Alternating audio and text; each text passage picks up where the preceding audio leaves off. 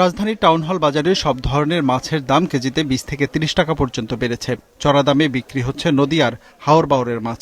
কয়েকদিনের টানা বৃষ্টিতে সরবরাহ কমায় দাম বাড়তি বলছেন খুচরা বিক্রেতারা। বৃষ্টির কারণে অনেক মাছ আসে না, গাড়ি আসে না, যার কারণে গাড়িই বাড়তি। ছোট মাছটা শুক্রবারে না আসলে পাওয়া যায় না, পদ্মার দাম বেশি। ব্রয়লার মুরগি গেল সপ্তাহের মতো 180 থেকে 185 টাকা কেজি দরে বিক্রি হলেও সোনালী মুরগি কেজিতে 15 থেকে 20 টাকা বেড়ে বিক্রি হচ্ছে 330 থেকে 350 টাকায়। 20 টাকা কেজি বাড়ছে।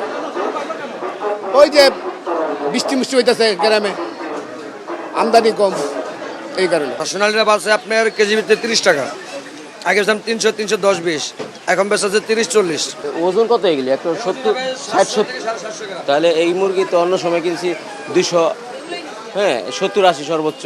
তাহলে দেখেন ওদের মুখে শুনে কত বেশি নিচ্ছে। মাছ মাংসের দামের অস্থিরতার প্রভাব পড়েছে সবজির বাজারেও। দাম বাড়তি কেজিতে 10 থেকে 15 টাকা পর্যন্ত। অধিকাংশ সবজি বিক্রি হচ্ছে 50 থেকে 70 টাকা কেজি দরে। তবে সপ্তাহের ব্যবধানে কেজিতে 2 থেকে 3 টাকা কমেছে মোটা আর মাঝারি মানের চালের দাম।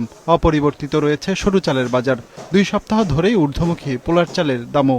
28 সন্না মোটা চাল এগুলোর দাম কমছে কেজিতে, মানে 3-4 টাকাই কমে গেছে। নিম্ন মধ্যবিত্ত যারা, তাদের নাগালের বাইরে। শুধু চাল না, প্রত্যেকটা জিনিসেরই। এছাড়া আগের দামেই বিক্রি হতে দেখা গেছে ডাল, তেল, চিনি, লবণের মতো মুদিপণ্য।